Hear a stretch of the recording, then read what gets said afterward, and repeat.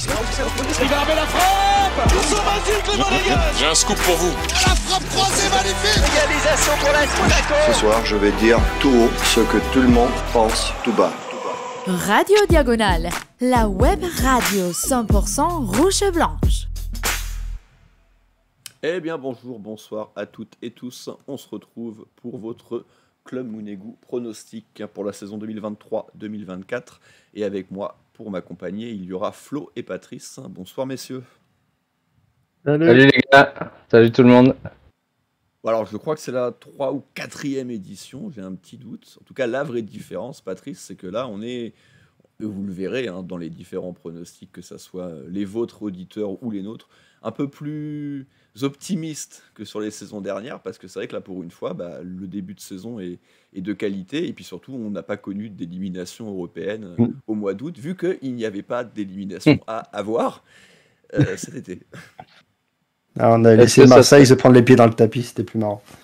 Est-ce que ça serait pas mieux? C'est la vraie belle strat du club. Alors, calendrier facile, plus pas de match Coupe d'Europe, c'est sûr que c'est plus simple d'aborder le début de la saison. Puis on a bouffé quand même 2 années de suite la 3e place, on l'a bien pris dans les dents. Oui, mais à rappeler que d'ailleurs cette année ça change, c'est les 4 premières places qui sont potentiellement qualifiables pour la Ligue des Champions, donc il n'y aura plus ce souci de la 3e place du con. Par contre, du coup, c'est la 4e qu'il devient. Donc, on verra si on est abonné du coup à celle-ci. Mais en tout cas, voilà, le début de saison a été positif. Donc, vous allez le voir, on est globalement plutôt optimiste sur ce qui va arriver.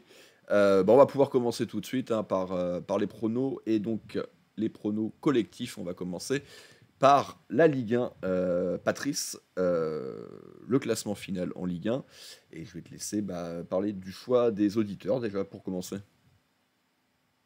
Écoute, les choix des auditeurs, majoritairement c'est la 2e place, donc ils ne voient pas forcément champion.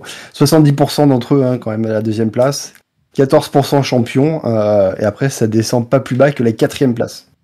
Donc vraiment très optimiste sur cette saison. Mais quand même toujours pas non plus aller jusqu'à le débordement d'émotions sur ce début de saison, ce très bon début de saison, et le fait qu'on soit en tête de la Ligue 1 depuis la première journée. Pour dire d'aller chercher le titre, il y a encore pas mal de retenue de côté des supporters. Ouais, parce que Paris fait peur, Paris semble avoir quand même un petit peu nettoyé son vestiaire, avoir pris des joueurs un peu plus de devoir, pas forcément plus talentueux, mais un peu plus de devoir, une attaque 100% française qui pourrait peut-être faire du bien. Donc malgré tout, il nous voit avec 80 points. On le rappelle, 34 journées cette saison au lieu des 38 habituels depuis une quinzaine d'années.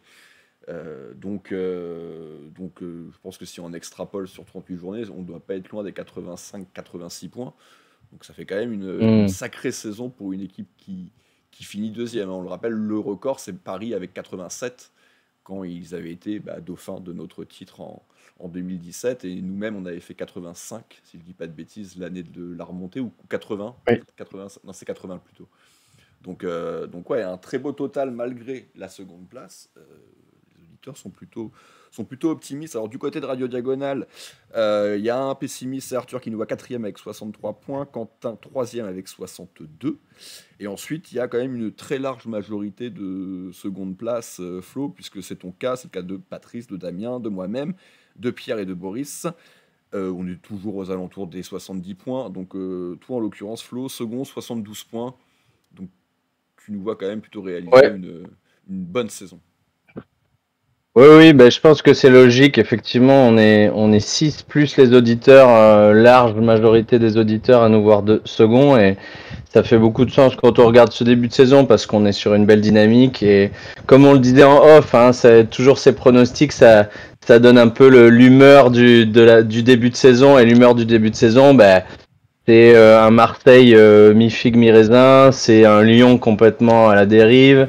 C'est finalement un rival pour la 2e place qui se démarque pas vraiment sur ces 4 premières journées. Oui, c'est clair que ça, c'est à prendre en compte aussi l'adversité, parce que les Lensois qui avaient fait une saison extraordinaire, là, ils ont quand même déjà perdu beaucoup de plumes. Alors, je pense qu'ils vont Ouais. ils vont se remettre droit, mais malgré tout, ils ont déjà perdu énormément de points dans ce début de saison, qui seront du coup pas faciles à refaire. Pas total même choix second. Par contre, tu es positif sur les points parce que 78, tu es quasiment le record chez Radio Diagonale parce qu'il en reste un dont on n'a pas encore parlé. Mais donc, toi, tu nous vois donc, tu as même mis le détail, hein, 24 victoires, 6 nuls et 4 défaites. Ça serait une saison de Très très belle haut saison. niveau. Ouais, moi, je suis un peu à l'image de ce que Lens a. J'ai un peu regardé du coup les résultats qu'ils ont fait cette saison. J'ai extrapolé après sur forcément 34 journées. Je me base surtout sur le fait que depuis ce début de saison, je vois une équipe qui est offensivement vraiment très très très forte. On tourne même à plus de 3 buts de moyenne par match. Et on fait encore beaucoup plus d'actions que ça qui pourraient finir en but. On peut rajouter dans l'équation Balogun qui n'était pas encore dans l'équipe, donc on rajoute encore du poids offensivement. Le seul défaut que je vois en ce moment, c'était la défense, parce qu'on encaisse des buts, on a vraiment du mal encore sur ce point-ci. Mais c'est notre point faible parce que pour l'instant, on avait beaucoup d'absences et on est obligé de faire jouer du bricolage avec des milieux et tout. Donc, si vraiment la défense s'aligne et qu'on a toujours cette force offensive, je pense qu'on peut faire une très belle saison. Ce sera très dur de nous prendre une victoire contre nous. Donc, c'est pour ça que je nous vois faire quand même une très belle saison. Après, pourquoi deuxième avec autant de points? Parce que je vois vraiment le PSG très fort cette saison. Pour moi, ils font un très bon recrutement parce qu'ils font sauter toutes les grosses stars qui sont un peu au-dessus du coach, qui sont un peu au-dessus aussi d'Mbappé. Maintenant, c'est vraiment Mbappé. Voilà, il reste maintenant Mbappé qui est le centre du projet. Comme ça, c'est très bien pour lui et pour l'équipe aussi, je pense. Ils font un recrutement où il y a beaucoup de joueurs qui connaissent le championnat français, ce qui aide beaucoup pour l'intégration. Donc voilà, je pense qu'ils ont quand même une très belle équipe. Un bon coach aussi qui, pour une fois, est quand même un statut au-dessus des joueurs, pas comme les coachs qu'ils ont pu avoir avant. Donc voilà, je pense qu'ils vont être très durs à aller chercher, surtout s'il y a moins de journées à perdre et qu'on n'est plus sur une saison avec 38 journées. C'est plus simple pour eux de gérer tous les matchs avec le gros effectif qu'ils ont. Voilà, c'est ça que je ne nous sens pas forcément aller chercher le titre, mais pourquoi pas, je peux toujours rêver, ça ferait plaisir. Tout à fait. Et donc, vous l'avez compris, Adrien, on n'en a pas encore parlé, puisque Adrien, il est extrêmement positif. Il nous voit champion avec 82 points, ce qui est une extrapolation aux alentours des 89-90 sur 38 journées. C'est certainement ce qu'il faudra, de toute façon, pour aller chercher le PSG. Est-ce que l'équipe en sera capable? On l'espère tous, évidemment. Je pense quand même qu'on a un groupe inférieur à celui de 2017, je vois moins de joueurs capables de vraiment exploser dans d'énormes clubs comme l'avait pu faire Bernardo, Fabinho, évidemment Mbappé. Mais bon, écoute, on peut toujours rêver évidemment d'un tel scénario. La Coupe de France, désormais, on est sur 3 quarts de finale pour Patrice, Quentin et toi, Flo. Donc vous êtes tous les deux dans le cas des plus défaitistes, entre guillemets. Damien, Adrien et Arthur nous voient demi-finalistes. Et quant à Pierre, Boris et moi-même, on nous voit perdre en finale. Alors, Patrice, évidemment, la coupe, ce qui est un peu plus compliqué, c'est que c'est énormément lié au tirage. Et du coup, c'est forcément plus compliqué de faire un pronostic sur une compétition dont on ne sait absolument pas qui on va affronter. Ouais, c'est ça. Moi, je pars du principe que si on a une très belle équipe, je trouve que notre banc quand même derrière est un peu plus limité. C'est quand même pas mal de jeunes qui n'ont pas énormément d'expérience et que du coup c'est dans les premiers tours que tu peux te faire sauter parce que du coup tu veux faire tourner ton effectif, tu veux faire de la rotation et tu peux te faire surprendre facilement. Si on arrive à passer les premiers tours, après je pense oui on peut aller assez loin dans les compétitions. Donc c'est pour ça que j'ai choisi moi les quarts de finale. Flo, les auditeurs, ils ont choisi demi-finale, toi quart, c'est un peu pour les mêmes raisons qu'on a évoquées, c'est que c'est un peu compliqué peut-être de pronostiquer une telle compétition. Tu peux prendre le PSG dès les huitièmes. C'est ça. Donc bon. Si tu prends PSG quart, demi ou huitième, tu as quand même des grandes chances de perdre à ce tour-là. Et moi, perso, je vous ai mis finale parce que, comme je vois bien Paris de nouveau être solide cette saison et dans toutes les compétitions, on a raté le coche quand même. Ça fait 2 ans qu'on passe à côté parce que Paris va pas au bout, ils vont même pas en finale. Il y a 2 ans, on aurait même dû y aller. On se rappelle tous de ce match face à Nantes. L'année dernière, l'élimination honteuse au tir au but. Donc là, je me dis que comme cette année, on va être solide, ça sera eux en finale. Et en finale, Paris ne perd pas. Enfin, ils ont perdu une fois contre Rennes, mais avec un carton rouge, avec un scénario particulier. Je crois qu'ils menaient 2-0 très vite, si ma mémoire est bonne. Ils avaient été repris. Enfin, en tout cas, voilà, je vois plus ce scénario-là. Et donc, les auditeurs, ils sont sur une demi-finale. On verra. Ce qui est sûr, c'est que vu qu'on est positif pour la Ligue 1, bah, on ne peut que l'être pour la Coupe. Mais bien sûr que le tirage au sort aura beaucoup d'importance sur notre parcours potentiel dans cette compétition, qui serait bien de regagner, puisqu'on le rappelle, la dernière fois, c'était en 91. Et ça commence à faire un petit moment quand même qu'on n'a pas inscrit notre nom au palmarès de cette jolie coupe. Il y a eu 93, on se rappelle, la finale avait été annulée. Mais depuis, il y a eu quelques finales, mais il n'y a jamais eu le titre. Donc voilà, on espère que ça sera pour 2024. Meilleur buteur, meilleur passeur, rapidement. Tiens, vas-y, Flo. Les auditeurs, je sais pas si tu as le tableau devant toi, ouais. Oui, je l'ai. Eh ben, écoute, donc, nous, les auditeurs, leur choix, et avec combien de buts? Alors, on a pour les auditeurs Wissam Ben Yedder à 75%. Donc, encore une fois, très large majorité. Et encore une pour les auditeurs, 23 buts. Donc, c'est sur l'ensemble des compétitions. Hein. Oui, bah du coup, ça fait juste une compétition de plus. Parce que oui, ça fait deux. Sans l'Europe, mais bon, tu peux quand même rajouter 3-4 matchs, sachant que sur les premiers tours, ça peut faire tourner, donc il peut ne pas jouer. Mais donc 23 buts, il en est déjà à 4, si je dis pas de bêtises, et 102 au total chez nous, donc ça le ferait monter à 121. Du coup. Et du coup, ça ferait de lui le deuxième meilleur buteur de l'histoire, hein, parce que c'est Kossou avec 115 qui occupe toujours cette seconde place. Il devrait le dépasser, évidemment. De notre côté, Patrice, on est quasi unanime sur Ben Yedder. Ça tourne toujours aux alentours des 20, 21, 22 buts. 24 chez Quentin, un peu plus positif. Globalement, il n'y a que Damien qui met Balogun avec 20 buts, mais... encore confiance dans notre capitaine. Damien born in USA là, sur ce prono. C'est ça. Pardon, on le voit bien depuis le début de la saison. Quoi. Il est là, il a déjà planté ses buts. Hein. On le sait. Hein. Il n'a pas besoin de beaucoup d'actions pour inscrire des buts. Il tourne toujours à une vingtaine de buts chaque saison. Pas forcément de raison que ça change pour l'instant, même s'il y a de l'extra-portif qui viennent le perturber. Bon, puis ça n'a pas trop l'air d'être le cas vu ce qui se passe depuis le début de la saison.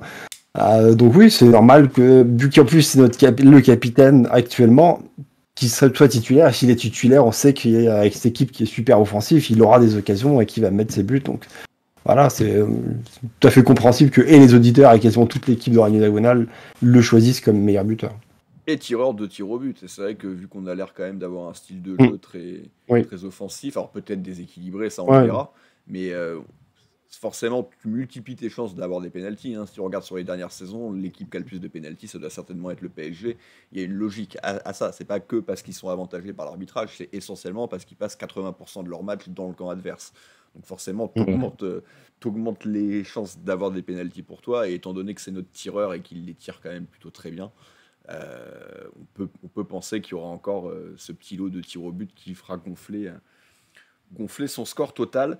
Donc voilà, essentiellement c'est Ben Yedder. Et du côté du passeur Pat, là on est sur du Caio Henrique chez les auditeurs et quasiment chez toute la team. Moi j'ai fait un choix différent, mais je vais te laisser déjà parler de Caio. Ouais, ça c'est logique. C'est déjà lui le meilleur passeur généralement des saisons précédentes. Ça se bat un peu avec Golovin sur cette stat-là. Il commence très fort cette saison, déjà 4 passes décisives. Donc voilà, logiquement on peut penser qu'en plus avec cette nouvelle tactique où il est plus haut, il est plus dans un rôle de piston, il sera encore plus amené à être offensif, à beaucoup de moins de tâches défensives. Donc voilà, en toute logique, c'est lui qui devrait être notre meilleur passeur, et à peu près tout le monde l'a mis entre la dizaine et on est monté jusqu'à 18 pour Flo quand même, ce qui est pas mal sur une saison raccourcie quand même sans Coupe d'Europe. C'est beaucoup 18 quand même. Il a fait c'est monstrueux. 4, il y en a. Il a fait 16, il me semble. 18 c'est le record de 10 chez nous, non, je crois. C'est ce que j'étais en train de me demander. Après il n'y a que Di Maria qui l'a battu. Donc il a égalé, je crois. Ou égalé peut-être. Mais après, parce que égalé des compétition, donc là on rappelle, c'est toute compétition, même si encore une fois, il y aura certainement... Oui, Roten et Di Maria à égalité, c'est 18 passes de mémoire en Ligue 1 uniquement. Bon, après en coupe, c'est vrai que tu t'en rajoutes pas forcément tant que ça. Surtout en Coupe d'Europe que tu peux rajouter. Mais voilà, on est à peu près tous à peu près entre 13 et 14. Et les auditeurs étaient à 13 aussi, donc c'est à peu près... Eh ben moi, j'ai fait un choix différent. Parce qu'évidemment, c'était la logique de mettre Caillot. En plus, il tire les coups de pied arrêtés, ou en tout cas, une bonne moitié, l'autre moitié étant pour Golovin. On a, je pense, des très bons joueurs de tête. On a déjà marqué d'ailleurs ce coup de pied arrêté. Donc, il n'y a pas de raison que ça continue pas. Mais bon, j'ai voulu faire le choix un peu différent. J'ai mis Minamino avec 13. Pour le coup, il est aussi déjà à 3 passes, hein, ce qui est quand même aussi énorme. C'est qu'une passe derrière, sans tirer les coups de pied arrêtés, ou presque. Il en a peut-être pris un ou deux comme ça, mais j'ai pas l'impression. C'est clairement pas lui notre tireur numéro 1 ou numéro 2. Ça va peut-être évoluer. J'ai aussi mis une petite pièce sur ça. Peut-être qu'il va être amené à en tirer un petit peu plus s'il confirme. Donc voilà, c'est pour ça que je suis parti sur lui. Bon, j'y crois qu'à moitié, mais c'était pour faire un pronostic un petit peu différent. Et puis si j'ai raison en fin d'année, tant mieux. Tout simplement. Il faut un peu mettre du piment dans le débat. Juste pour dire, non, je me suis trompé. Je pensais qu'il avait fait 16 une année. Caillot, sa meilleure saison, c'est que 13 passes il y a 2 ans. Bon, ce qui est pas mal, hein, mais... Oui, ce qui est déjà énorme, hein, de toute façon. Mais après, 16, c'est loin d'être impossible. Hein. En tout cas, il est parti sur des bases extrêmement élevées. Ça, c'est sûr. Il est parti sur des bases, c'est pas compliqué, de 34. On peut quand même penser qu'il va forcément un petit peu baisser le pied. On va maintenant pouvoir passer au prestat individuel et on va commencer par les tops et on va commencer tout de suite par le gros Flo. Et par le gros Flo, je ne parle pas de toi, hein, évidemment, mais en tout cas par le gros trophée. 2 meilleurs joueurs, et là quand même, je trouve, surprise chez les auditeurs, je m'y attendais pas. C'est dingue. Crépin Diatta, quoi. Ah, tu t'es trompé de ligne, t'es sur la ligne juste en dessous. Non, j'ai fait exprès. Non, Takumi Minamino à 36%. Bon, c'est l'humeur du moment, hein, je crois que c'est. Mais au-delà de l'humeur du moment, ça peut se tenir vu comment il est transformé cette année. Hein. Allez, 36%, mais bon, c'est surtout ça, moi, qui me choque. C'est que, tu vois, s'il y avait eu plein de mecs aux alentours des 15%, ça se joue à quelques votes. Et je trouve que 36%, c'est... Sachant que tu peux voter pour tout le monde, et il y a quand même d'autres prétendants, quoi. Donc 36, c'est quand même énorme. Ouais. Clairement, pour les auditeurs, il y avait que 2 noms qui sont vraiment ressortis. Derrière lui, c'est Golovin. Golovin a quasiment 30%. Qui avait été élu l'année dernière, quasi à l'unanimité meilleur joueur. Et je crois que c'est Mbolo qui avait été plutôt aussi dans le haut. Mais oui, après, Minamino, on lui souhaite. Hein, mais j'ai quand même du mal à penser qu'il va passer de pire recrue, pire joueur même, l'année dernière, à meilleur. Tant mieux, hein, si c'est le cas, mais bon, on verra bien. Du côté de l'équipe, Pat, je te laisse un petit peu énumérer les choix qui étaient faits, sachant qu'il y a eu, si je compte bien, 1, 2, 3, 4 joueurs différents qui ont été plébiscités. Ouais. On a Damien avec Ben Seguir, qui serait la belle surprise, belle éclosion, on va dire. Plus surprenante, je pense. De ton côté, je pense qu'on t'a déjà entendu en parler. Moi, c'est Zakaria. Tu l'as déjà dit plus souvent que tu étais très fan de lui. Côté Quentin, ce serait Ben Yedder, du coup, qui, malgré la concurrence, serait toujours là et montrait son statut. Et après, pour tout le reste de l'équipe, du coup, ce serait Golovin, qui serait donc élu. Vas-y, je te pour laisse ma part, Golovin, clairement, si Mbolo était là, j'aurais choisi Mbolo. Parce que pour moi, déjà la saison dernière, c'est quasiment lui vraiment le meilleur joueur. Si en plus on rajoute le fait qu'il a un système qui est adapté pour lui, clairement, je ne voyais pas d'autres personnes qui auraient pu être le joueur phare de cette équipe. Avec sa blessure, c'est très compliqué, quoi. J'ai pas choisi Golovin parce que c'est celui qui me sautait aux yeux, c'est plutôt par élimination. Parce que quand je regardais tous les autres joueurs, j'avais du mal à les voir vraiment ressortir du lot, être le meilleur joueur. Et au final, Golovin, c'est le joueur qui sort déjà maintenant 2 bonnes saisons où il est revenu à un bon niveau. Il est plus trop embêté par les blessures, ce qui permet d'avoir déjà un peu plus de présence sur le terrain. Donc voilà, pour moi, il va continuer sur sa lancée. Et, dans ce nouveau système aussi, il est beaucoup plus proche du centre du jeu. Il sera bien meilleur. Et donc, faut espérer pour l'AS Monaco qu'il nous fasse une très belle saison. Rapidement, Flo, tu as fait le même choix pour Ouais. les mêmes raisons ou toi, ça t'est venu un peu plus naturellement? Ça m'est venu totalement naturellement, sans blessure, c'est le taulier technique. Et comme tu l'as un tout petit peu mentionné, Pat, je pense qu'il va avoir un rôle encore plus grand cette année de par le système dans lequel on joue, en tout cas pour l'instant, mais plus dans le cœur du jeu. Il était déjà plaque tournante, même quand il était ailier gauche. Là, il est un peu plus recentré derrière l'attaquant. Je pense que voilà.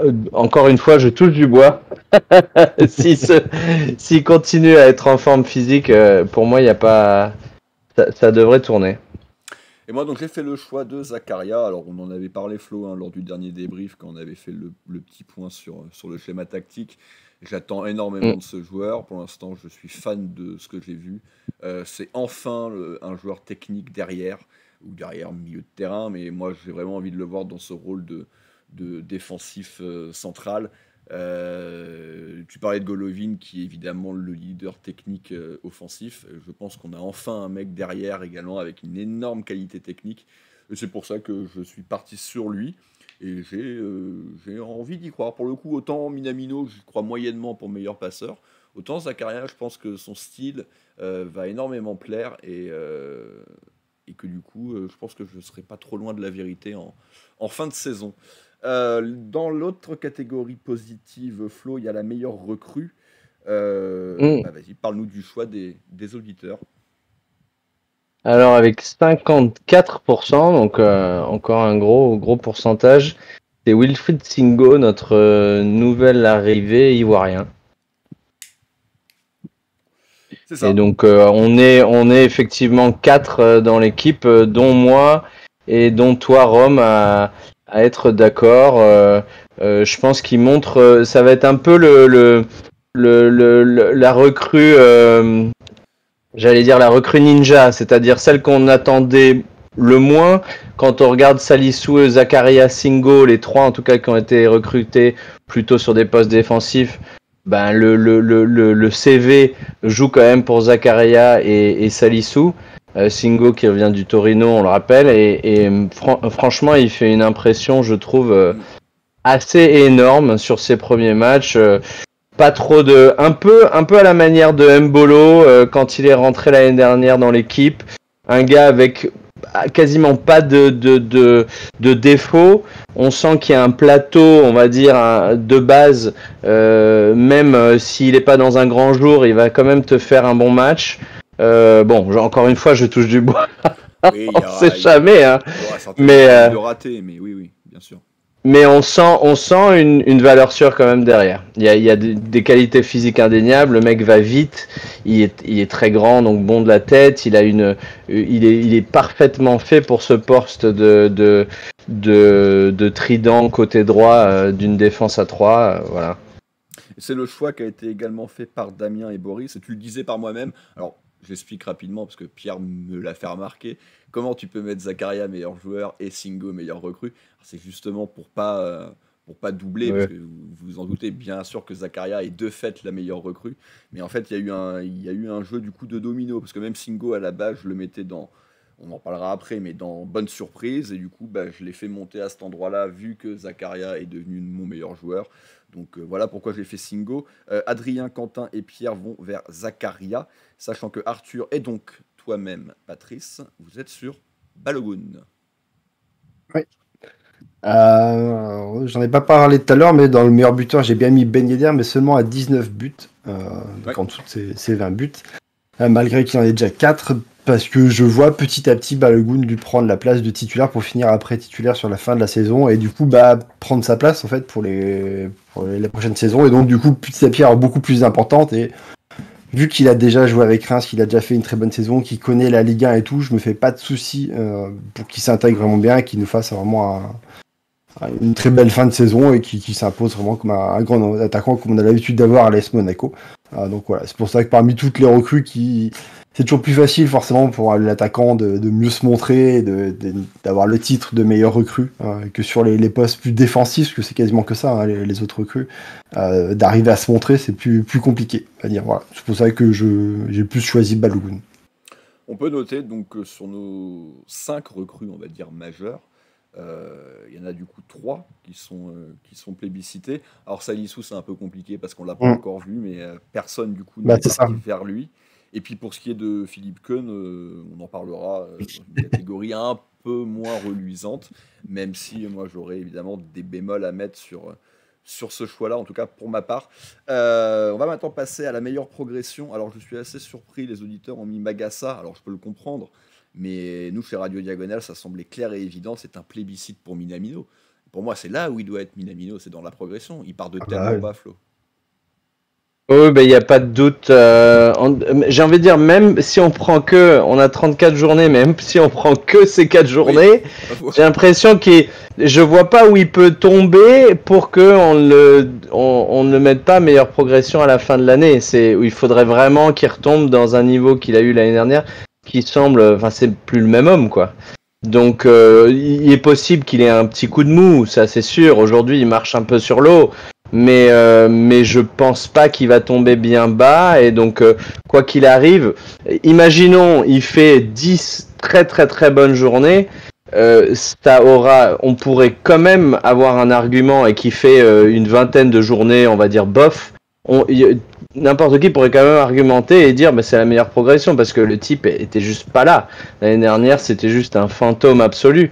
Donc je pense que c'est assez, ça fait du sens. Après, moi je suis content de voir les auditeurs mettre Magassa, parce que pourquoi pas. C'est vrai qu'on a cette hésitation sur cette position de 3e défenseur. Toi, tu as plébiscité Zakaria pour jouer en défense. C'est vrai qu'il a fait quelques parties et quelques minutes à ce poste-là, notamment son premier match où il semblait vraiment bien ancré. Est-ce que sur la durée, moi j'ai encore un petit bémol. Je pense que le joueur a un vrai bon niveau, mais ça reste un prototype de milieu défensif plutôt. Après, je comprends ce que tu dis, dans le sens, il peut être un très bon défenseur central avec une qualité de technique, de relance, etc. Mais je pense que peut-être l'idée des auditeurs là-dedans, c'est de se dire non, Zakaria il va passer au-dessus. Peut-être que c'est Camara qui va jarter du milieu. Du coup, le 3e défenseur, semblerait-il, avec Salissou et Singo, ça serait Magassa.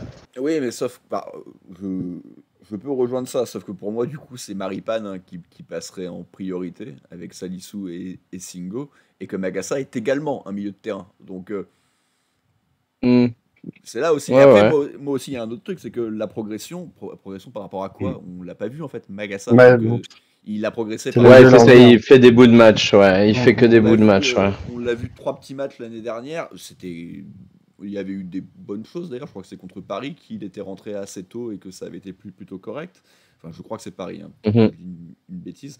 Mais ouais. Donc ouais, c'est surtout là-dedans en fait que pour moi la progression, il faut que ça soit par rapport à un joueur qu'on a vu l'an dernier. Tu vois, si j'avais vu Crépin Diatta, j'aurais eu du mal à y croire, mais j'aurais eu envie d'y croire. Magassa, pour moi on ne l'a pas vu, donc il va pas progresser. Il va être peut-être une surprise, peut-être une révélation. Et je considérerais pas ça comme une progression, même s'il devient titulaire cette année. Voilà, c'était juste. Ouais, non, dans l'ensemble, on est d'accord. Effectivement.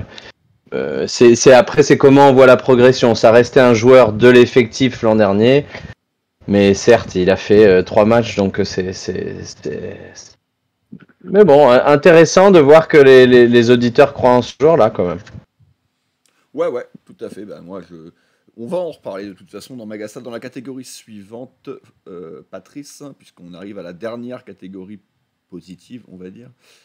C'est la bonne surprise, et donc là les auditeurs ont mis Takumi Minamino. Ça aurait été bien d'inverser du coup les mecs entre les deux catégories. 42% pour Minamino, en bonne surprise. Pour moi, c'est pas une bonne surprise, parce qu'en fait, il joue à son niveau, quoi. Bon, ok, il est un peu en sur-régime. Il est en sur-régime actuellement, mais ça va. Mais voilà, genre, il vient quand même de Liverpool, il a joué à un bon niveau avant ça. C'est l'année dernière où c'est une très mauvaise surprise pour nous, quoi. Mais là, il retrouve le niveau qu'il est censé avoir quand on l'a acheté. Donc pour moi, c'est pas forcément une bonne surprise. Voilà. C'est pour ça que personnellement, je suis plus allé sur Magassa. Parce que je pense qu'avec le temps de jeu déjà qu'il a eu depuis ce début de saison, il a quelque chose à jouer sur sur le reste de la saison, je pense qu'il est capable de prendre par exemple la place d'un Matazo, qui monte pas forcément grand-chose, et même d'avoir des opportunités en tant que défenseur pour venir remplacer quand il y aura du monde absent. Et pour un joueur, on m'en parlait du début juillet, j'aurais dit ouais, il va finir avec peut-être 200 minutes à la fin de la saison. Là, je le vois facilement franchir le cap des 1000 minutes à la fin de la saison et avoir une belle première saison en Ligue 1. Donc pour moi, oui, ça pourrait être la bonne surprise. Le joueur qui est attendu, qui aura du temps de jeu. Pour info, Magassa, il fait donc... je pense que tu avais confondu avec Matsima peut-être, parce que Magassa l'année dernière fait le Stade Rennais 73 minutes, il joue 7 minutes à Nantes. Ouais, c'est ça, 7 minutes à Nantes, et il fait les 90 minutes contre Rodez, donc le match merveilleux. Non, mais c'était dont on se souvient tous la défaite au Théobus. C'est le match où il n'est pas bon en plus contre Rodez. Voilà, mais il fait littéralement 80 minutes en Ligue 1 avec un bout de match et un match à peu près complet. Donc c'est pour ça, c'est mon choix aussi. Je pense qu'il peut être en effet assez intéressant dans la rotation. Il a été là lors des premiers matchs et il a plutôt rendu satisfaction, même si moi j'en fais pas un titulaire. J'attends vraiment de voir Salisu, ou Salissou d'ailleurs. Mais donc voilà, mais après... Il y a d'autres choix pour le coup à cet endroit-là. La bonne surprise Minamino, pour le coup, je la comprends un peu plus parce que c'est dans le sens peut-être où on l'a tellement oublié maintenant, on l'avait tellement mis aux oubliettes que c'est forcément une surprise. Et d'ailleurs, c'était ton choix, Flo, c'est également celui de Boris et celui d'Arthur. C'est peut-être pour ces raisons-là, Flo, c'est qu'au final, tu l'avais un petit peu enlevé de ton esprit et du coup, ça serait une bonne surprise s'il nous faisait une bonne saison, quoi. Oui, moi je trouve ça bien qu'on ait des interprétations différentes en fonction des catégories. Comme ça, on donne différentes réponses. Comme dit Pat, c'est un très bon argument de Pat en disant le mec vient de Liverpool, on peut pas dire que ce soit une bonne surprise si on part de là. Après, moi évidemment, je pars de la saison dernière et quand je regarde je sais, je veux pas le descendre maintenant qu'il est si bien, mais en tout cas, je vais encore utiliser l'expression fantôme, le fantôme que c'était l'an passé, de passer de là à ce qu'il est déjà en tout début de saison. Voilà, pour moi, j'ai réfléchi à mettre quelqu'un d'autre, comme tu le dis, on essaye déjà des fois de varier les plaisirs, mais pour moi, il y a tellement un énorme écart entre l'année dernière et cette année, déjà à la 4e journée, que 1, c'est une surprise énorme, et 2, c'est une progression énorme. Donc c'est pour ça que moi, je l'ai mis dans les deux catégories. Et il y a un autre choix, moi, avec lequel j'ai hésité et qui a été choisi par Quentin et Pierre, c'était Singo. Encore une fois, moi, j'ai voulu vraiment récompenser différents joueurs, donc vu qu'il était déjà ailleurs, je ne l'ai pas mis, mais je suis d'accord, même si maintenant on l'a vu et on l'a trouvé bon, donc on peut presque dire que la surprise est passée. Mais c'est clair qu'au moment où il a signé, c'était certainement le joueur sur lequel, et on l'a dit tout à l'heure, hein, on avait le moins de hype, le moins d'attente, je sais pas, mais on ne doit pas être très loin de ça. Et c'est vrai que pour l'instant, ça semble être une très bonne recrue, un peu comme... la comparaison est bonne, parce que Mbolo avait déjà un peu plus quand même de bagages, mais on s'attendait pas à que Mbolo fasse une si bonne saison l'année dernière. Au moment où il signe, on était quand même un peu plus sceptique, et au final, ça a été une excellente surprise, de là carrément à qu'il soit le meilleur joueur de la saison, ou pas loin. Donc c'est pour ça, Singo, je trouve que c'était pas déconnant. Et Adrien et Damien ont fait le choix de Diop. Alors Damien évidemment, hein, Diop. D'ailleurs, je suis étonné qu'il ait mis en meilleur joueur presque. Du coup, il a mis Ben Seguir. Donc Damien fait donc partie de cette catégorie des bandeurs de notre classe biberon qui agace pourtant tout le monde sur les réseaux. Mais bon, visiblement, il est de cette team. Non, mais... Voilà. Pour Diop, je suis assez d'accord. J'ai hésité aussi avec lui. Parce que je pense qu'il est très polyvalent. Pareil. Ouais, oui, voilà, oui, non, c'est pas le type des jeunes du centre, mais c'est un joueur qui est très très polyvalent, et donc du coup, quand il sera plus blessé, je pense qu'il va pouvoir dépanner à beaucoup de postes, donc il pourrait encore bien progresser par rapport à sa première saison, qui est déjà assez jolie, quoi, pour ses débuts. Et surtout qu'il a toujours fait voir de belles choses, je trouve. Et c'est un des secteurs, encore une fois, avec le poste, c'est un des secteurs où tout n'est pas peut-être fini. T'as raison, il est polyvalent. Et il peut jouer les milieux offensifs, il peut jouer les deux pistons, et on l'a vu pendant la préparation, il a même joué au milieu. Donc il peut couvrir beaucoup de postes. Et il est très jeune, donc tu sais, c'est encore perfectible pour vraiment se poser après à un poste. Hein. La question, mais on voit que... est-ce qu'il va vraiment jouer, quoi? Ça... il va falloir faire souffler certainement Fofana et Camara qui sont bons sur ce début de saison, mais qui Bon, Camara est vraiment bien mieux, mais on sent que c'est quand même des joueurs que tu peux faire souffler une fois de temps en temps, quoi. Moi, dans l'idée, je suis plutôt d'accord, mais pour le coup, je pense plus à remonter Zakaria, je pense plus à Magassa, et je pense même limite plus à Matadzo. Pour ces postes-là, encore une fois. Par contre, si tu me dis faire souffler Vanderson, ouais. Là, je te rejoins plus. Mais sur le plutôt que décaler Shingo, quoi, c'est pas plus mal. Ouais, voilà, pour moi, c'est loin la priorité de foutre Diop dans les deux milieux, alors que t'as plein de... Non, t'as raison.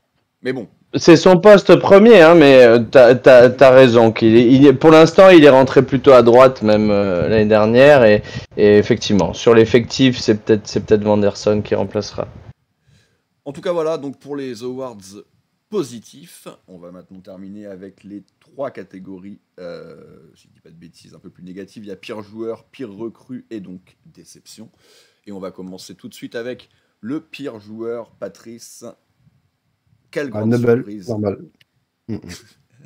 Encore une saison. Crépin Diatta, 41% chez les auditeurs. Non, c'est pas Nubel, pour une fois, on peut pas. Là, on peut plus, merci. Du coup, il n'y a pas Nubel, ils vont choisir l'autre souffre-douleur de l'effectif avec Crépin Diatta, forcément. Non, clairement, il y a 2 joueurs qui sont plus ou moins ciblés, c'est Diatta et Jacobs. Hein. C'est les 2 joueurs où on critique énormément à chaque fois qu'ils font une performance parce qu'ils n'apportent pas du tout ce qu'ils sont censés apporter sur le terrain. Donc ça paraît logique que les auditeurs et une bonne partie du coup de chez nous, on ait choisi Crépin Diatta. Ouais, parce que chez nous, c'est le choix. Donc c'est ton choix, c'est mon choix et c'est le choix de Pierre. Jacobs pour Adrien, Damien, Matadzo pour Arthur et Quentin, Keun pour Boris. Et donc Flo, toi, bon, c'était pas une surprise, hein, je me doutais que tu mettrais lui, évidemment. Ton souffre-douleur, Boadou, j'y ai évidemment pensé, mais en fait, je pense qu'on va tellement pas le voir que du coup, je l'ai pas mis. Alors que je pense qu'on va voir un peu. Ouais, mais tout le monde l'oublie, alors tu vois, je veux juste qu'on parle de lui un peu. Il a marqué, au moins, oui, il a marqué toujours son but lunaire. Mais qu'est-ce que je veux dire, pour qu'on puisse le prêter, tu vois, à la Z Alkmaar, ou au Feyenoord ou un truc comme ça, il faut bien qu'on en parle un peu. Non, mais après, je suis d'accord. De toute façon, il devrait être plutôt dans la charrette. Mais encore une fois, moi, je ne l'ai pas mis parce que je pense qu'on va moins le voir que Diatta ou même que Jacobs, qui seront, je l'espère, des remplaçants. Mais je pense que ça sera des rotations régulières. D'ailleurs, on l'a déjà vu quand même sur le début de saison. Boadou, en plus, si on joue qu'avec une pointe, du coup, les 2 pointes elles paraissent assez claires et évidentes que ça sera Balogun, Ben Yedder. Peut-être que de temps en temps, il y aura les 2 en même temps, mais du coup, je pense vraiment que Boadou, il va être réduit à la portion congrue et que en plus, faut quand même rappeler que Mbolo va revenir, hein, peut-être en mars, peut-être en avril. Et du coup, on espère qu'il sera à 100% et qu'il pourra tout de suite apporter. Donc voilà, c'est pour ça Boadou, mais bien entendu qu'il fait partie des éléments les plus faibles de notre effectif, à moins qu'il y ait une énorme surprise. La pire recrue... Il n'y a pas de Minamino quand même. Allez-y. Il n'y a pas de Minamino, et puis je pense que la déprime continue pour notre ami Boris, parce qu'il met quand même Keun en pire joueur. Oui. Quand ton gardien est ton pire joueur, c'est pas... Être 2e et avoir comme pire joueur ton gardien, c'est quand même rarissime. Hein. Mais bon, voilà, on pense à Boris. Je pense que Boris, il est un peu dans ma logique et pour le coup, il va encore plus loin. Je pense qu'il a vraiment que le 11 titulaire en tête, ou presque, ou peut-être les joueurs qui sont assimilés titulaires entre Ben Yedder, Balogun, voilà. Alors que c'est vrai que Diatta et Jacobs, ils sont clairement des remplaçants, ça sera clairement des mecs qui joueront 10, peut-être 15 minutes, et on l'espère moins, certainement sur tous les matchs, mais qu'on verra du coup peu, alors que Keun, a priori, on va se le taper 34 matchs, 90 minutes. Je pense que Diatta, on va le voir beaucoup plus que ça. Pour moi, il est... Ouais. Presque 14e joueur, quoi.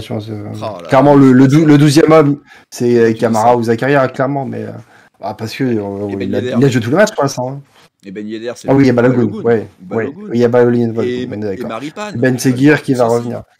Non, mais il y a surtout, Magassa, tu vas le voir. Non, mais surtout ce que vous disiez tout à l'heure, Ethan Diom qui remparle Vanderson, quand même le remplaçant de Vanderson, c'est Diatta.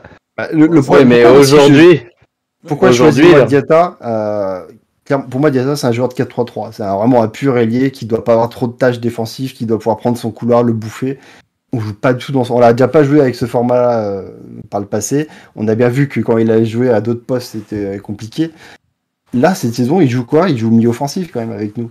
Non, mais- Et quand on va le faire jouer piston, c'est pareil, il va avoir les tâches défensives qu'il a jamais su faire. Donc pour moi, cette saison, il va jamais être à son bon poste, donc il arrivera jamais à montrer là où il est bon, quoi. Donc c'est pour ça que pour moi, ça va être encore une mauvaise saison pour lui, Ah, malheureusement. mais ça, S'il par n'est pas contre, du tout d'accord, adapté hein. à l'effectif. J'ai fait le même choix, mais moi, c'est même pas une question Mhm. d'adaptation à l'effectif, c'est qu'il est nul. Hein. Faut être clair, en fait, au bout d'un Ah, moment. je le sentais venir. C'est pas une Il y a des question- moments où il fait des choses. Ah oui, non, mais évidemment, il y a eu un but par-ci par-là, à Strasbourg, en Coupe d'Europe, mais et globalement, il est mauvais, et c'est bien pour ça que je l'ai mis. Mais je pense, là où je te rejoins, c'est que je pense qu'on va beaucoup le voir, mais pas longtemps. J'espère fortement qu'on va pas le voir une seule fois titulaire de l'année. Ah, peut-être à l'exception d'un match de coupe, ok. Mais j'espère vraiment qu'on va jamais le voir titulaire, alors que je pense que les autres, dont on a évidemment les Maripane, et encore une fois les Magassa, on les a déjà vus, et que là, va y avoir des rotations, mais j'espère vraiment que quand Vanderson ne sera pas titulaire, ça sera un autre choix qui sera fait. Et pareil sur les postes offensifs, que ça sera Ben Seguir qui passera avant lui, et que du coup, Diatta ne sera jamais titulaire cette saison. C'est une demande, et j'y crois. Voilà, on n'a plus Philippe Clément. Il va arrêter de le foutre titulaire. Ça, c'est quand même la très bonne nouvelle de ce début de saison. La pire recrue maintenant, Pat, les auditeurs, Philippe Keun, 51%. Bon, on pouvait s'y attendre. Ouais. Mmh. Tu m'as dit, oui, pire recrue, on est d'accord. Oui. Oui, Après, ouais, en pire recrue, ouais. dans les joueurs qui sont arrivés, tu en as déjà 3 qui ont débuté, qui font de très belles performances, donc c'est dur d'aller les dire, ça va être les plus mauvais. Du coup, ça se joue à Salissou ou à notre gardien. Salissou, on l'a pas vu, donc c'est un peu dur de le tirer dessus, et de savoir vraiment quel niveau il va afficher. Et le problème de Keun, pour l'instant, c'est que son début de saison, il est quand même loin des extraordinaires. Je regarde ses statistiques, pour l'instant, il a des stats qui sont plus basses que Nobel. Sur les 2 saisons qu'il a fait. Oui. Il a 66% d'arrêt, quoi, donc c'est très faible. Oui. Donc non, c'est que 4 matchs, on peut pas tirer de conclusion sur 4 Et matchs, mais je veux dire, il pour a un bon l'instant, jeu il n'a au pas pied. montré. Et il sort bien. Et il est plus rassurant. Voilà, mais il y a quand même pas mal de Mais après, buts je suis encaissés. d'accord. Après, de là à dire qu'il aurait pu les arrêter aussi, c'est un autre gardien et tout. Pour l'instant, c'est celui qui nous a le moins rassuré, en tout cas, sur les 5 recrues, donc c'est logique que ce soit lui qui soit choisi pour l'instant. Hein. Ouais, Damien Pierre, ils sont partis sur Salissou et ça peut se comprendre aussi, on ne l'a pas encore vu, et puis malgré tout, c'est un pronostic, et peut-être que ça va être la pire recrue. Après, moi, je suis parti sur Keun, mais c'est ce que je disais tout à l'heure, c'est un peu une pire recrue par défaut. Je ne pense pas que ça va être un mauvais gardien. Pour l'instant, je suis pas encore convaincu à 100%, je vois vraiment des choses intéressantes, mais c'est vrai que comme tu l'as dit, malgré tout, sur sa ligne, pour l'instant, je n'ai pas vu grand-chose. En tout cas, j'ai vu des choses qui m'ont fait un peu peur. J'ai vu forcément cette première boulette sur la première frappe cadrée de la saison, qui au final compte pas parce qu'on remporte ce match. Mais à Nantes, moi, quand même, 3 frappes cadrées, 3 buts. Alors, elles sont jamais simples, c'est une chose, mais tu as le droit aussi de faire un exploit. Par contre, il a l'air d'avoir un bon jeu au pied. Il a l'air de vite et bien sortir. Et vu qu'on va jouer certainement haut, et qu'on va du coup potentiellement prendre des comptes, c'est important aussi d'avoir un gardien capable d'être en lecture et de jouer un peu second libéraux, vu que Zakaria sera officiellement, enfin je l'espère en tout cas, le libéraux de la défense. Donc voilà, je l'ai mis pire recrue, mais c'est plutôt moins bonne recrue. Et Flo, je pense que tu as à peu près le même ressenti. Oui, moi je vais rappuyer là où ça fait mal sur notre approche des gardiens, notre mauvaise gestion de ce poste-là, notre mauvaise préparation. On n'a toujours pas un deuxième, il faut le mentionner, on n'a toujours pas un deuxième gardien qui a de l'allure. Il faudrait recruter, à mon avis, à ce poste-là, un gardien avec un fort potentiel. On prend toujours quelqu'un d'extérieur qui tombe un petit peu de nulle part et on le met un peu devant le fait accompli qui va devoir soutenir toute cette pression. Après, juste pour revenir sur les stats de Pat, là où je le défendrai moindrement, c'est que moi j'ai 58% d'arrêt, mais bref, il y a 1,8 arrêts par match. Là où là où il est bon, c'est-à-dire le sortir dans les pieds. Du coup, ça s'est pas comptabilisé dans les stats. Oui, Et c'est pour ça. moi, au moins, à chaque match, il y a au moins 2 bonnes, voire très grosses occasions qui l'empêchent justement en sortant des pieds de l'attaquant, etc. Donc tu pourrais quasiment le comptabiliser comme un... Malheureusement, les stats comptabilisent pas ça comme un arrêt. Mais donc je pense que ces stats seraient un peu meilleurs si ce pan du jeu du gardien était pris en compte dans les stats, ce qui n'est pas le cas pour l'instant. Oui, non, mais on est. Ouais, je suis pas d'accord pour le gardien remplaçant. On a quand même un gardien remplaçant, Maeki, qui Qui sort d'une bonne saison, visiblement. reste une bonne saison en Belgique, qui est jeune. Donc pour moi, ça fait quand même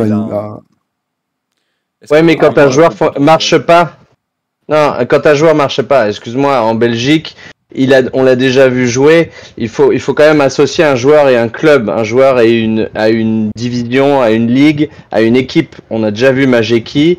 C'était correct à une époque où on avait un gardien numéro 1 qui était terrible. On n'a pas vu un potentiel incroyable chez Majeki. Non, moi j'ai aucune espérance pour Majeki pour devenir. Moi je veux que ça soit un gardien numéro 2 qui le soit pour l'instant, mais qui ait le potentiel de devenir numéro 1. C'est pas le cas de Majeki. Et c'est là où on se trompe dans la manière, dans l'approche de travailler avec les gardiens. Il faut toujours que ton 2 ou que ton 3 ait voilà, à la rigueur que les 2 autres même aient le potentiel de passer devant. Tu sors quelqu'un de ton centre de formation. Tu n'arriveras jamais à faire venir un jeune à haut potentiel et lui dire tu vas être remplaçant. Quoi. Mais il n'y a qu'un jeune du centre que tu arriveras à faire venir. Mais tu prends, j'en sais rien. C'est vrai qu'il faudrait qu'on ait des bons recruteurs pour faire ça. Mais tu prends un gamin, j'en sais rien, en Ligue 2 qui a fait toute une saison qui a été très bon, ou même des gardiens qui sont remplaçants mais qui ont un fort potentiel dans un autre club. Si, tu peux totalement recruter un gardien fort potentiel. Ouais, mais on le fait pas. Moi j'aimais bien les débuts de la Ligue 1 quand on avait Romero puis Stekelenburg. Moi je préfère ce genre de profil comme deuxième gardien personnellement, des gardiens avec un gros CV, plutôt en fin de carrière du coup. C'était un peu trop en fin de carrière avec De Sanctis pour le coup, mais Romero, Stekelenburg c'était quand même des gardiens top monde, finalistes de Coupe du Monde pour les deux, hein, si je dis pas de bêtises. Et c'était quasiment du même niveau que Subasic, voire peut-être même plus fort. Ils n'ont jamais réussi à prendre sa place, mais là pour le coup c'est des gardiens qui mettent une vraie pression au numéro 1. Suba a été extrêmement solide, et on l'a suffisamment dit lors de ces années-là, parce qu'il s'est jamais fait passer devant. Donc voilà, moi j'aurais bien aimé plus ce profil-là. Maintenant, bon, j'en fais pas non plus tout un drame d'avoir un second gardien comme ça, mais c'est vrai que ça peut le devenir si Keun se blesse ou autre. Mais bon. Voilà, c'était juste mon avis sur le gardien numéro 2 et du coup plus avoir un jeune en numéro 3, Flo.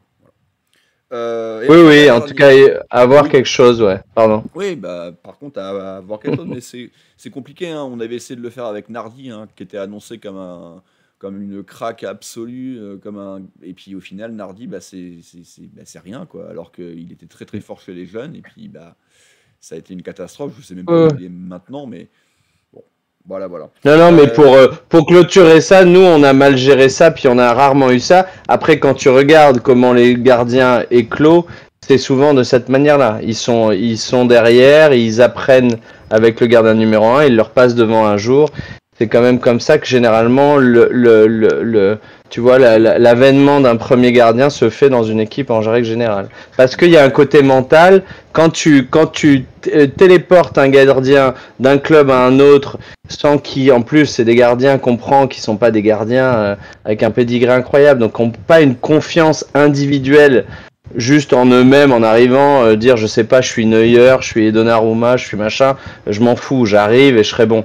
Donc comment faire ça pour un gardien? C'est construire cette confiance en l'installant en deuxième ou en troisième gardien, qui prennent le pouls de l'équipe du club, et après tu le mets en premier. Voilà. Alors, bon, en tout cas.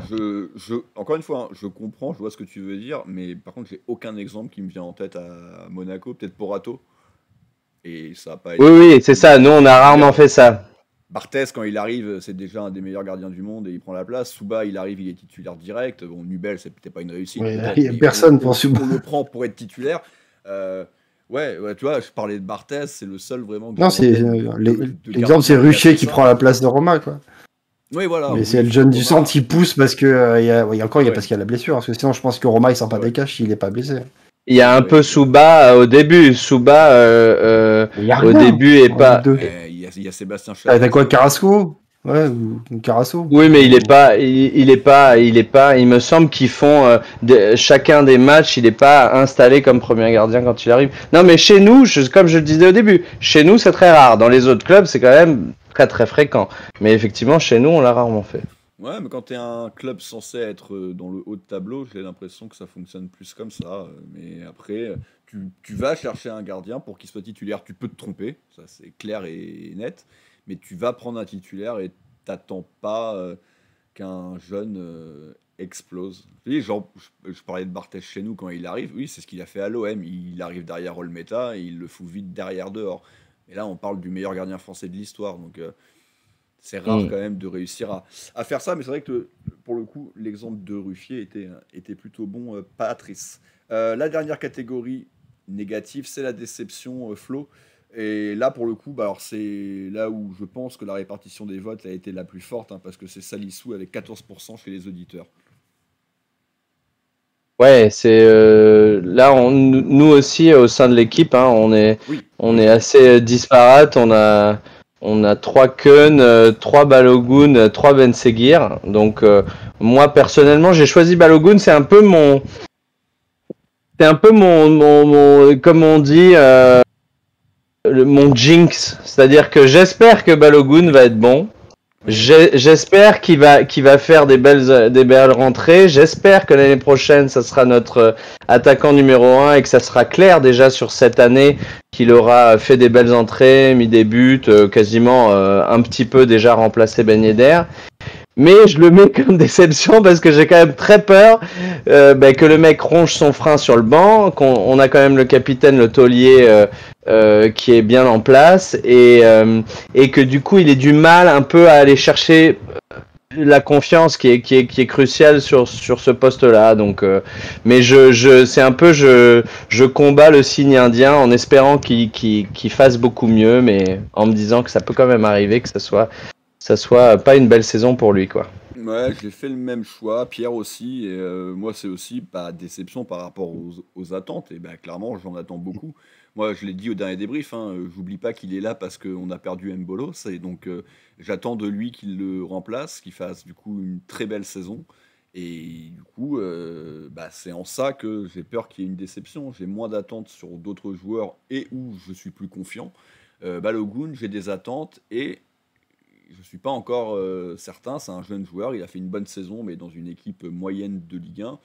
Là, la pression va être différente, donc j'ai envie d'y croire, mais pour moi, il a la bonne tête de la déception. Et j'ai hésité avec Ben Seguir, qui a été choisi par Boris, Arthur et Adrien, parce que c'est vrai que Ben Seguir, il a fait des débuts en fanfare. Déjà, son début de saison avait été un peu plus sa fin de saison, pardon, avait été un peu plus compliqué. Là, pour l'instant, on ne l'a pas vu. Il y a eu des blessures, mais bon, on ne l'a pas encore vu. Donc, moi, j'y crois. J'avais une très grosse hype sur lui, donc c'est pour ça que je ne l'ai pas mis. J'ai vraiment envie de croire qu'il va faire une très belle saison. Alors, peut-être pas au point de Damien, qui est le meilleur joueur, mais j'ai pas envie de le mettre et j'ai surtout pas envie que ça soit une déception. Mais il a potentiellement une bonne tête de déception aussi. Je suis assez d'accord avec eux. Et donc Quentin, Damien et donc toi Patrice, vous êtes restés sur Philippe Keun, qui du coup peut-être moins catastrophique que Nubel, mais toujours pas le gardien qu'on attend, quoi. Ouais, exactement. En fait, pour moi, il paye le choix des anciens gardiens qu'on a pu avoir, l'enchaînement qu'on a eu, où ça fait très longtemps qu'on n'a pas eu vraiment un gardien très bon qui nous fait des arrêts. En fait, il faut remonter à Subasic et les saisons où il est vraiment très très très bon. Et en fait, c'est surtout les attentes qu'on a sur le poste de gardien, où on veut enfin avoir un gardien qui fasse la différence, et pas juste un gardien qui fasse 2-3 arrêts dans le match et derrière qui laisse passer encore des buts et qui fasse des cagades comme a déjà fait Keun malheureusement dès son premier match. Donc voilà, je pense que j'ai l'impression qu'on a vraiment un très beau 11 et que ça va être vraiment le petit point faible qui va faire que il va faire des petites couilles dans certains matchs et qu'on va perdre des points bêtement et que ça va être lui finalement la déception. Non mais j'aime bien là les 3 choix. Ouais, moi aussi. Keun, je trouve que les 3 s'entendent. Après, Salissou, pareil, les auditeurs à 14%, on ne l'a pas encore vu, mais on en attend beaucoup aussi, un peu pour les mêmes raisons que le poste de gardien. Oui. C'est défensivement, quand même, on a eu des gros problèmes. Singo, ça semble être un excellent coup. Zakaria, même si pas forcément vrai défenseur, mais ça semble aussi être un excellent coup. Donc on aimerait que Salissou, qui lui vraiment est un vrai défenseur, vienne vraiment mettre le dernier clou sur tout ça et nous sécurise, un peu comme Keun. Donc, et puis encore une fois, c'est 14%, donc je suppose que ça a été extrêmement réparti. J'avoue que j'ai pas regardé le détail. Je ne sais pas si tu l'as, Patrice, toi, devant toi, mais 14%, encore une fois, là, pour le coup, on est très loin d'un plébiscite. Non, bah derrière, c'est Balogun à 12%. Et après, il faut aller Ouais, chercher assez loin. après, il y a un petit trou. Ouais. C'est quoi? C'est Golovin avec 8%. Étrange. Ah, pourquoi pas. De toute façon, dans l'absolu. Ouais, pourquoi pas, ouais.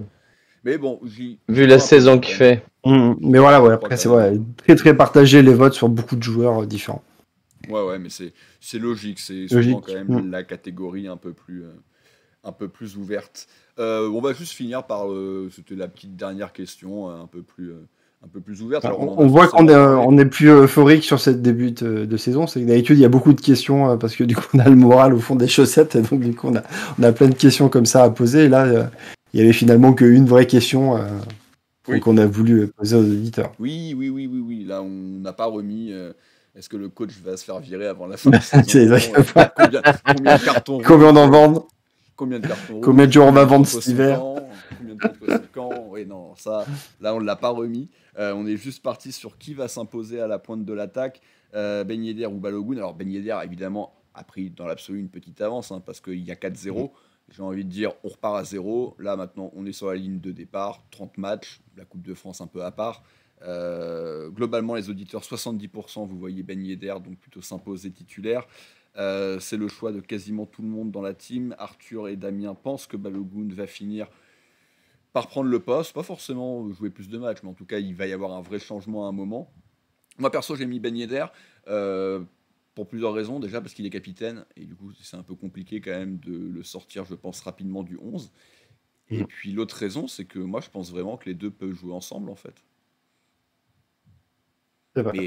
Ouais, c'est la grosse inconnue. Tu parlais tout à l'heure du fait que Balogun remplace Mbolo. Foncièrement, dans le système avec lequel on joue pour l'instant, non, parce qu'on n'a qu'un attaquant. Donc c'est la vraie inconnue. Est-ce que les entrées de Balogun vont... En fait, ça va, à mon avis, dépendre que de Balogun. Il va faire des entrées dans ce système-là. S'il marque vraiment un gros coup en marquant des buts, en montrant qu'il est indispensable sur peut-être 1, 2, 3 entrées, peut-être que ça va faire réfléchir Hunter pour les mettre tous les deux en début de match. Mais après, il y a l'option aussi de les avoir comme je pense tu pensais en cours de match si jamais on est mené ou quoi ou qu'est-ce. Donc c'est sûr que il y a la possibilité de voir les deux jouer. Ils sont plutôt complémentaires. Il y en a un qui décrocherait un peu plus, un qui prendrait plus la profondeur, un peu plus physique, un peu plus on va dire orchestrateur sur la pointe haute. Donc ça pourrait fonctionner. Alors toi, Patrice, du coup, je pense que tout à l'heure, si j'ai bonne mémoire, tu as dit que Balogun allait finir par prendre la place. Et du coup, tu vois ça plutôt tardivement, parce que tu es resté sur Ben Yedder. Ouais, il est titulaire à l'heure actuelle. Pour moi, c'est depuis le début. Donc, il avait déjà 4 titularisations d'avance. Oui, non, mais il est capitaine, donc forcément, ça va prendre un peu de temps. Balogun n'était pas là, bon, c'est un peu, tu vois... C'est forcément l'autre qui part avec 4 matchs d'avance, mais parce qu'il n'était pas encore. Mais oui, pour moi, ça, dans mon esprit, oui, ça va pas se jouer à grand chose à la fin de la saison, parce que je pense vraiment qu'il. Et de toute façon, c'est le but du club aussi, c'est de faire en sorte que. Bien sûr. Qu'il devienne notre futur attaquant. Ils ont investi en lui, et c'est pas pour rien. Et on sait que Ben Yedder est en fin de contrat, et vu ce qui se passe, il va pas être prolongé.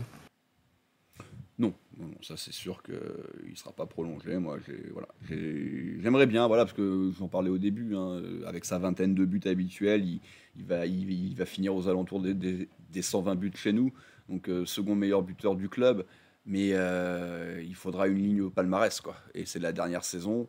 La Ligue 1, ça risque d'être très compliqué. On peut peut-être espérer une Coupe de France, mais voilà, ça serait dommage qu'un qu'un joueur quand même qui fait un bon passage malgré tout chez nous, chiffré, capitaine, reparte sans rien. Et du coup, on a fait une cinquantaine d'émissions du Mur des légendes. Et moi, c'était vraiment un de mes critères principaux. C'était il faut au moins un titre de champion de France. Bon, je serais prêt potentiellement à descendre à une coupe si en plus tu rajoutes le fait que le mec est le deuxième meilleur buteur de ton histoire, etc.